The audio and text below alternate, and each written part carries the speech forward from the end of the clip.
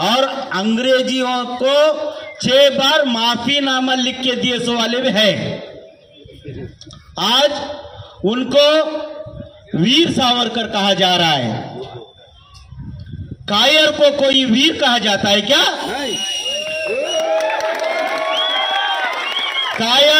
कायर ही होता है, शेर ही होता है। भारत देश में अगर कोई सच्चा शेर है तो अजरत टीपू सुल्तान है। हम लोगों ने कांग्रेस को इतना सपोर्ट किया। 70 साल 75 इयर्स हो गए देश के आजाद होके। आज भी हमको रहने के लिए घर नहीं है, खाने के लिए रोटी नहीं है, काम करने के लिए रोजी नहीं है, पढ़ने के लिए स्कूल नहीं है, अस्पताल नहीं है। इतने गरीबी है कि आज भी हमको गारंटी कार्ड का सिंबल दिखाया जा रहा है। 75 साल के बाद आज कांग्रेस हमको गारंटी कार्ड दिखा रहा है। तो 75 साल जो किए वो नाटक था क्या? ताज्जुब की बात है, हमको 500 रुपये में खरीदा जा रहा है, 1000 रुपये में खरीदा जा रहा है। जिसकी जैसी हैसियत है उसे वैसा खरीदा जा रहा है।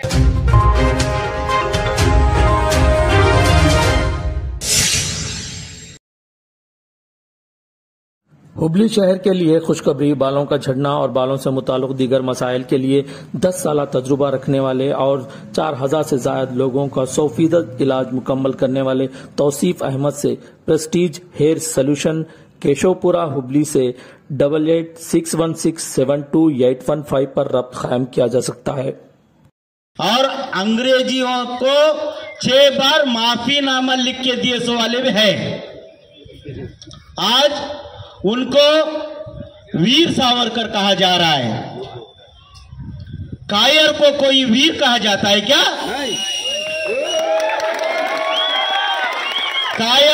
कायर ही होता है, शेर ही होता है। भारत देश में अगर कोई सच्चा शेर है तो अजरत टीपू सुल्तान है। अगर भारत देश में कोई कायर है तो वो सावरकर है। इतिहास हमको पता है, इतिहास हमको पता है, क्योंकि डॉक्टर बाबा साहेब अंबेडकर को कॉन्स्टिट्यूंसी असेंबली में जाने का था।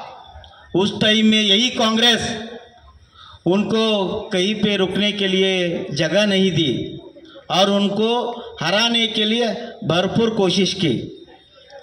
उस टाइम पे कलकत्ता वेस्ट बंगाल के मुस्लिम लीग के लीडरों ने उनको कलकत्ता में ले जाके उधर उनको सीट दिए और उनको वहां पे जिताए। जिताने के बाद में डॉक्टर बाबा साहेब अंबेडकर इस देश के संविधान लिखना पड़ा। ये बहुत बड़ा क्या है, आप लोगों का आशीर्वाद है या दुआ है।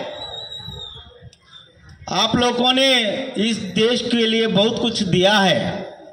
इस देश में अगर कुछ पाने का कोई हकदार है तो वो इस देश के मुसलमान हैं।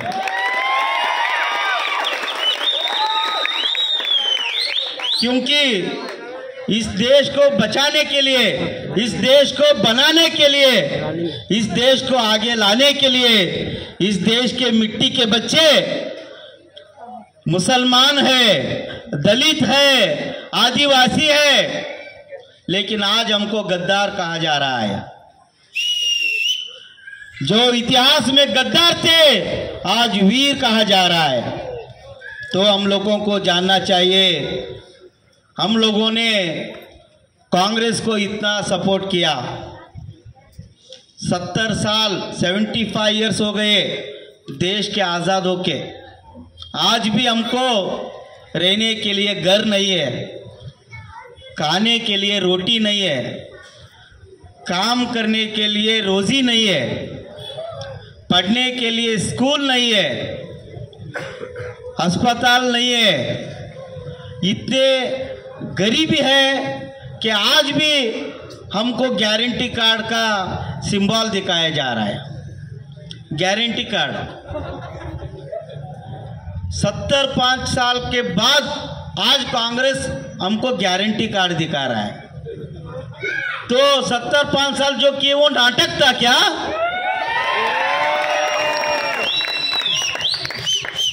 ये हम पूछना चाहते हैं कि एक एमएलए है बसवराज पाटिल यत्नाल, वो पागल है, हमेशा मुसलमानों के बारे में अनाप शनाप बकता है और उनके पार्टी के ये लोग उनको गाली देते हैं। ऐसा पागल आदमी परसों दिन जो कांग्रेस के लीडर है श्रीमती सोनिया गांधी जी, उनको उन्होंने विषकन्या कहा, जहरीली औरत।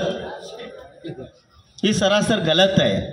एसडीपीआई जो बयान है इसका कंडम करती है, लेकिन मैं ये पूछना चाहता हूँ कांग्रेस के डोंगी सेक्युलर लीडर से, जब हमारे माँ बहनों का हिजाब का बात आया था, जब हिजाब के बारे में बात करना था, तो कहां भाग गए थे ये लोग? क्यों बात नहीं की? हिजाब हमारा हक है। हमारे माँ बहन हजारों सालों से गुलामी में जी रहे थे। संविधान आने के बाद आज कुछ लोग स्कूल कॉलेज जा रहे हैं, लेकिन ये संघ परिवार और आरएसएस को लोगों को क्या है, हमारे माँ बहनों पढ़ना नहीं चाहिए, वो वैसा ही घर में रहना चाहिए, अनपढ़ रहना चाहिए। अगर वो पढ़ लिख जाएंगे तो वो बाहर आ जाएंगे, बड़े बड़े ओहदे पर आ जाएंगे, तब इनका कुछ चलना ही नहीं रहा है, नहीं चलता है। ऐसा सोच के संघ परिवार जो है पढ़ने के लिए नहीं दे रहे। मैं यहाँ के एमएलए से पूछना चाहता हूँ, 2 बार हमने यहाँ से चुना है आपको, आप हमारे लिए क्या किए हैं? कुछ नहीं किए, उल्टा हमारे ऊपर दौर्जन्य कर रहे हैं, दबाई कर रहे हैं। सीए एनआरसी का मामला था, हुबली में हर चौराहे पे हम लोगों ने प्रोटेस्ट किया है। हमने यल्लापुरोनी में गौस बाग किया है, 1 हफ्ता उधर फंक्शन किया है, और गार्डन पेट में अब्बास अली चौक, वहां पे भी 4 दिन हम लोगों ने फंक्शन किया है हिजाब के खिलाफ में। लेकिन वो टाइम में कांग्रेस का एमएलए जो है वो टेंट हटाने के लिए पुलिसों के ऊपर जोर डाल रहे थे, टेंट निकालने का कोशिश कर रहे थे। सीए एनआरसी के खिलाफ में जो हम लोग आंदोलन कर रहे थे, वो आंदोलन को रोकने का कोशिश कर रहे थे, लेकिन हम लोग रुकने वालों में से नहीं है। हम लोगों ने यल्लापुरोनी में भी सक्सेसफुल फंक्शन किया और गार्डन पेट में भी सक्सेसफुल फंक्शन किया है, और हम लोगों ने देखा है कि हिजाब के मामले में प्रसाद अप्पैया ने एक भी स्टेटमेंट नहीं दिया है। क्यों? हम पूछना चाहते हैं, क्यों हमारे माँ बहन ने आपको वोट नहीं दिया? क्या हमारे हक के बारे में आप बात नहीं करेंगे? सिर्फ कहते हैं कि गटर बनाओ, रोड बनाओ। अरे भाई, ये तो कोई चपरासी भी कर लेगा। हमारा वोट लिया है तो हमारे हक की आवाज बनना चाहिए। हमारा वोट लिया है तो आपकी काबिलियत भी बताना चाहिए और दम भी रहना चाहिए। हक की आवाज करने के लिए दम रहना चाहिए। लेकिन हम लोग एक कमजोर आदमी, डरपोक आदमी, बुज़दिल आदमी अप्पैया को चुन के ला गए। हम लोगों ने गलती कर दी। बाद में देखो, हमारे यहाँ पे इंडी पंप सर्कल के पास जो हमारे धर्म के खिलाफ कुछ बयानबाजी किए थे, व्हाट्सएप में कुछ आया था, उसके बारे में हमारे भाई लोग कुछ जाके उधर प्रोटेस्ट करें। प्रोटेस्ट करना संविधानबद्ध हक है, प्रोटेस्ट करना चाहिए। संविधान बोलता है कि प्रोटेस्ट करना चाहिए। उन्होंने प्रोटेस्ट किया तो उसमें वो कहते हैं कि कुछ लोग पत्थरें फेंके। मैं पूछता हूं 157 बच्चों में आज तक पता नहीं है कि किसने पत्थर फेंका है, ना पुलिस के पास उसके सबूत है, ना जिसने पत्थर फेंका है उसका ना फोटो है ना वीडियो है। ऐसे उन लोगों को अंदर डाल दिए।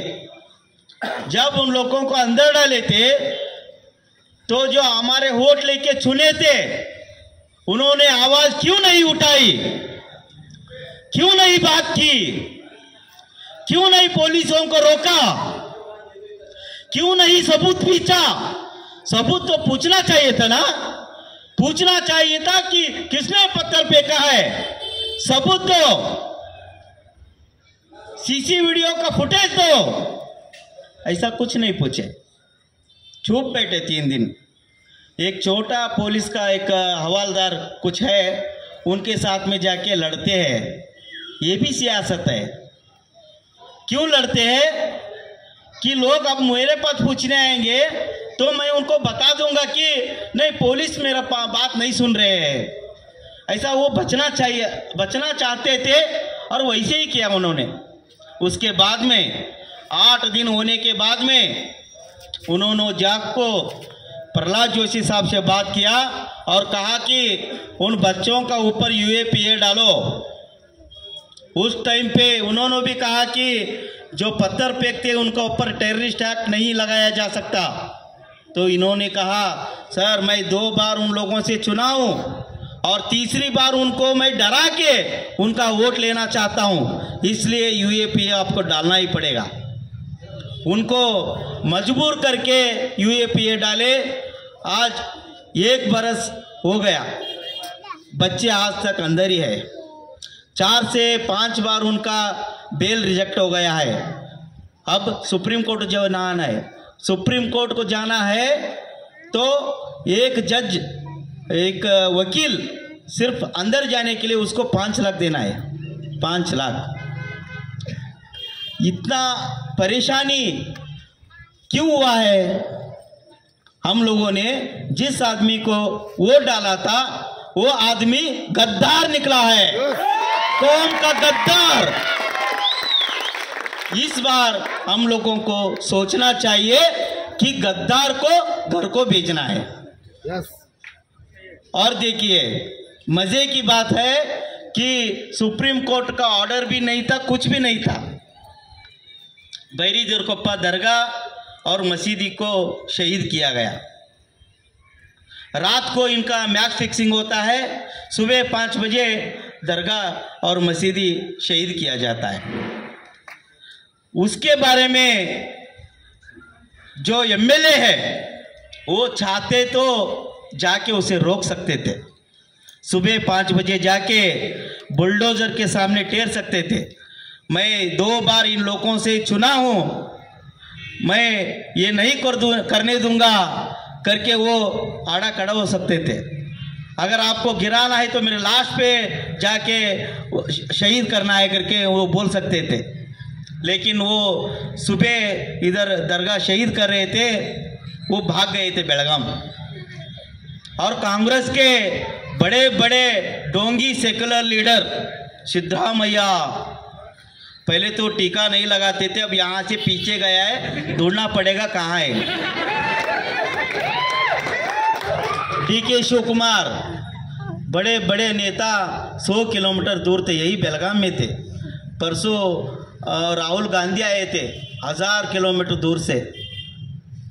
परसों इनो भी आए थे, प्रियंका गांधी भी आए थे कैनवस के लिए, हजारों किलोमीटर दूर।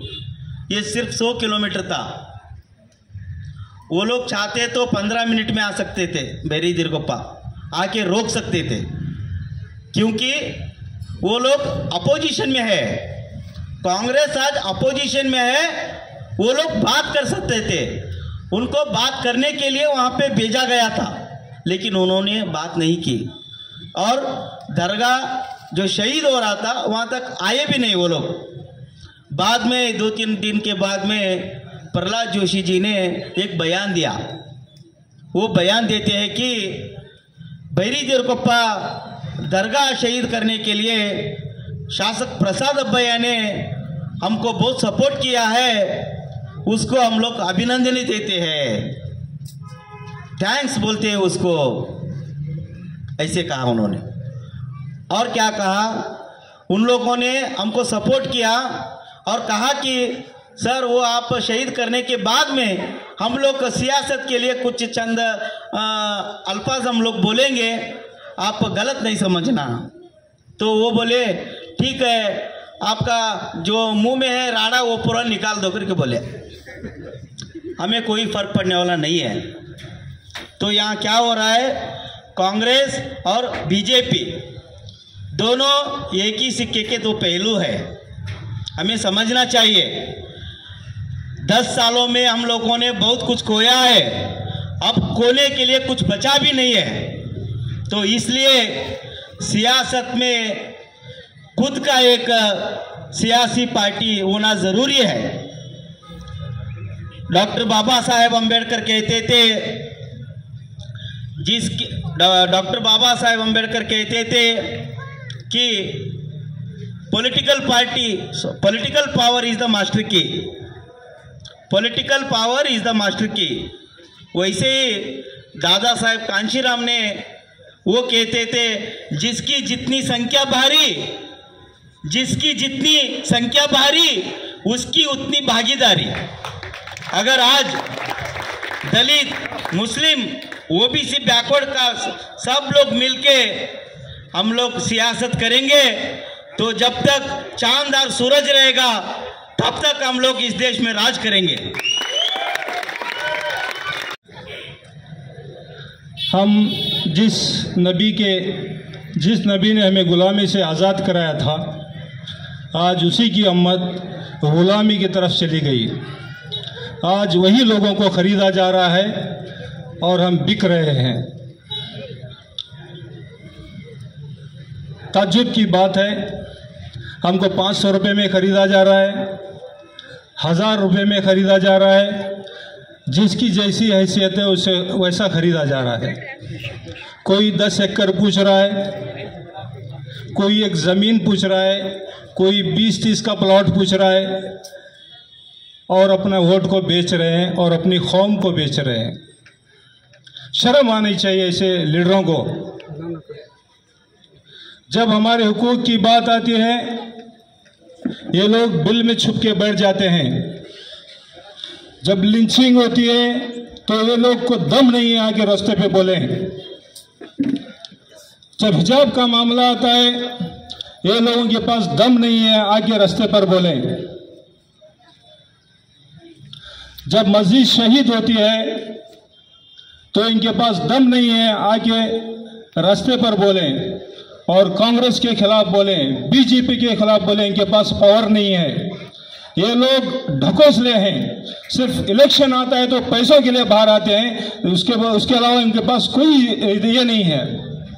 तो ऐसे लीडरों से बच के रहो, क्योंकि ये लोग आपको बेच रहे हैं। ऐसे लोग आते हैं, आकर बोलते हैं कि ये एसडीपी को डालेंगे तो बीजेपी आएगी। शर्म आनी चाहिए आप लोग को। आपके 14 एमएलए, कांग्रेस के 3 जनता दल के एमएलए जब बीजेपी में गए तो तुम्हारे को क्या अक्ल नहीं थी? क्या तुम्हारे पास दम नहीं था उनको पकड़ के गिरेबान पर के पूछ रहे तुम कांग्रेस का वोट लेकर, मुसलमानों का और दलितों का वोट लेकर बीजेपी में क्यों गए? बोल के दम नहीं था इनके पास पूछने के लिए। आके आप लोग को डरा रहे हैं। ऐसे पार्टियों को आप वोट मत दीजिए। ये सेकुलर नहीं है, ये क्रिमिनल लीडर्स हैं, ये कम्युनल्स पार्टी हैं। तो ऐसे लोग आके आपको डराएंगे सिर्फ, लेकिन आप उनको डरो मत। आज हक के लिए जो आवाज उठा रही है वो एसडीपी आवाज उठा रही है। आप रोड पे हैं, एसडीपीआई रोड पे हर आवाज का, हर मजलूम की आवाज बनकर उठ रही है। कोई भी लो, चाहे दलित का लो, चाहे क्रिश्चियंस का लो, चाहे मुस्लिम का लो, कोई आदिवासी का लो, हर इशू को लेकर एसडीपीआई आवाज उठा रही है और उनका हक दिला रही है। ऐसे मोमेंट में सो कॉल्ड लीडर्स जो मुस्लिम के लीडर बनते हैं, उनसे कहना चाहता हूं, आप लीडरशिप अपनी बंद करो। आप अपनी लीडरशिप बंद करो। अगर आपके पास इतना ही दम है तो हक का साथ दो और हक के लिए आवाज उठाओ। आप लोग के पास दम नहीं है हक के लिए बात कर ले, क्यों लीडरशिप करते हो आप लोग? बैठ के सामने एक बोलते हो, पीछे एक बोलते हो। सामने तारीफ करते हैं, एसडीपीआई बहुत अच्छी पार्टी है, बहुत अच्छा काम कर रही है, बहुत अच्छे, लेकिन पीछे जाके फैसले करते हैं ये नहीं लाना है उनको बोल के। अरे दम है तो सामने बोलो हमारे, तुम गलत है बोल के हम दिखाएंगे हम गलत नहीं है बोल के। आपको इतना भी दम नहीं आपके पास हमारे सामने बोलने के लिए। सामने बोलते हैं बहुत अच्छी है, बहुत अच्छी है, बहुत अच्छा काम कर रही है, सेक्युलर पार्टी यही है बोलते हैं, लेकिन जाके पीछे से क्या करते हैं और कहते हैं कि एसडीपीआई पैसे लेके बी टीम है करके बोलते हैं। बी टीम है बीजेपी की, बिकने वाली है। एसडीपीआई के कैडर कोई बिकने वाला नहीं है।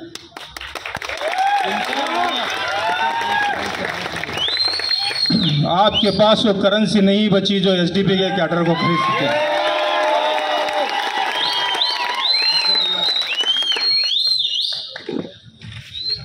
एसडीपीआई का कैडर अपनी जान देगा, अपना वक्त देगा, अपनी कुर्बानी देगा, लेकिन आपसे 1 रुपया भी नहीं पूछेगा।